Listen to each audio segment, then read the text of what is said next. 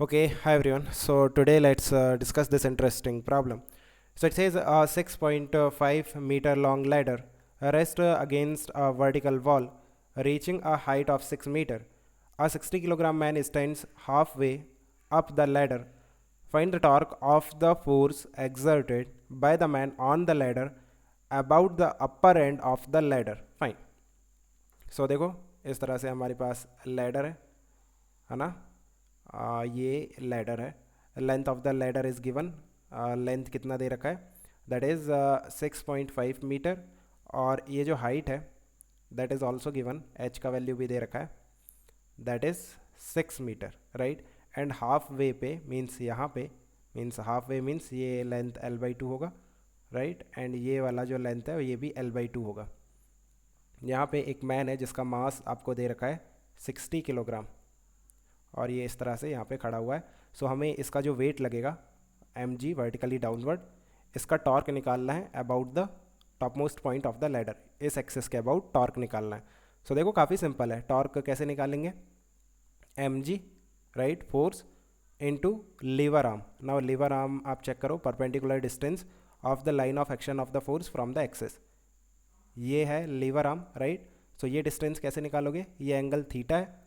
So theta का value हमें पता है, if we know the value of sine theta, sorry cos theta का वैल्यू अगर हमें पता है, cos theta is simply h/L, right. So we know the value of theta. So आप देखो ये वाला जो एंगल है ये भी थीटा होगा, right. So what is this, L/2 का sine theta, right. What is L/2 sine theta, you can check. L/2 into sine theta is simply ये वाली हाइट कितनी, ये वाली जो लेंथ है ये कितनी होगी, that will be under root of L² minus H², right. So sine theta is under root of L² minus H² divided by L। सो L से ये कैंसिल हो गया। This is the lever arm and multiply it with mg। So m into g into under root of L² minus H² divided by 2। This is the value of the torque. और direction, ये तो magnitude हो गया, right, force into lever arm. So direction कैसे check करोगे, right hand thumb rule use कर सकते हो, R क्रॉस F करके देखो। R क्रॉस F नीचे की तरफ जा रहा है means perpendicular to the page, and पीछे की तरफ जा रहा है, इट मीन्स क्रॉस का डायरेक्शन है। और आप इसे क्लॉकवाइज डायरेक्शन भी लिख सकते हो, और नेगेटिव साइन भी यूज़ कर सकते हो क्लॉकवाइज डायरेक्शन के लिए, आपको जो अच्छा लगता है डायरेक्शन के लिए। Okay, and you can put the values, right. m का वैल्यू, l का वैल्यू, h का value, everything is given. Option B की बात करते हैं। Assuming the weight of the ladder to be negligible as compared to the man and assuming the wall to be smooth, find the force exerted by the ground on the ladder. Fine. So देखो again इस तरह का problem हमने पहले भी किया है, right. इसका जो लास्ट प्रॉब्लम हमने सॉल्व किया था वो सेम प्रॉब्लम था। यहाँ पे फ्री बॉडी डायग्राम बनेगा, यहाँ पे ये जो मैन है इसका मास लगे, इसका जो वेट है वर्टिकली डाउनवर्ड, यहाँ पे नॉर्मल रिएक्शन लगेगा ग्राउंड से, let's call it N1, right. एक नॉर्मल रिएक्शन लगेगा वॉल से, let's call it N2। And ये जो वॉल है ये स्मूथ है, मीन्स फ्रिक्शन लगेगा between the ladder and the ground पीछे की तरफ, राइट, F। एंड और कोई फोर्स है नहीं।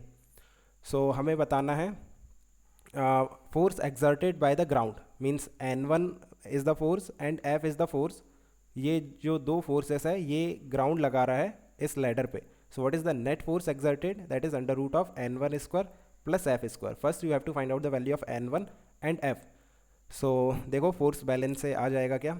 बाय द वे हमारे पास वेरिएबल्स कितने हैं, N1 है, F है और N2 है। Let's try to solve it. Net force in vertical direction को अगर हम जीरो करते हैं, सो आप देखो N1 का वैल्यू mg के बराबर आ गया, राइट।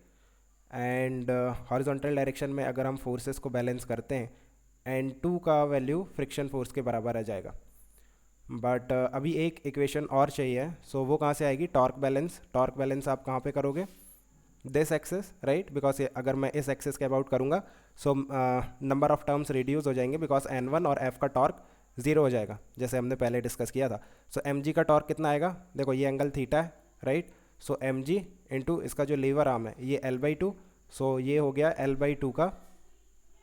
L/2 का साइन थीटा। सो L/2 into sine theta, right. और ये कैसा आएगा, यू कैन सी ये आ रहा है आपका anti clockwise. So net torque anti clockwise that is equal to net torque clockwise. Clockwise torque किसका आएगा, N2 का. सो दैट इज N2 इसका लीवर आर्म चेक करो, परपेंडिकुलर डिस्टेंस ये हो जाएगा L, ये टोटल लेंथ L है और ये एंगल थीटा है. सो L का कॉस थीटा, राइट.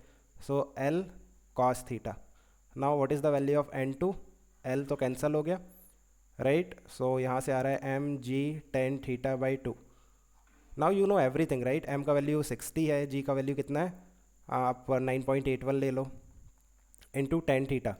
और थीटा का वैल्यू आप पुट कर सकते हो, राइट. मीन्स टेन थीटा क्या होगा, ten theta will be simply means you know it, right. इस तरह से देखो, ये जो साइड है, ये जो L है, L कितना दे रखा है, L आपको 6.5 दे रखा है, राइट.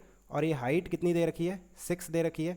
सो ये वाली साइड निकाल लो, अंडर रूट ऑफ 6.5 का स्क्वायर माइनस 6 स्क्वायर कितना आएगा, 2.5 के करीब आएगा. चेक कर लेना एक बार, 2.5, right. So ten theta will be simply 2.5 divided by 6 and divided by 2. This is the value of N2. Once you know the value of N2, आप यू नो f का वैल्यू निकाल सकते हो, that is also equal to N2. So f का value आ जाएगा, right. And N1 का value तो सिंपली m इंटू जी है, दैट इज 60 इंटू 9.8, राइट.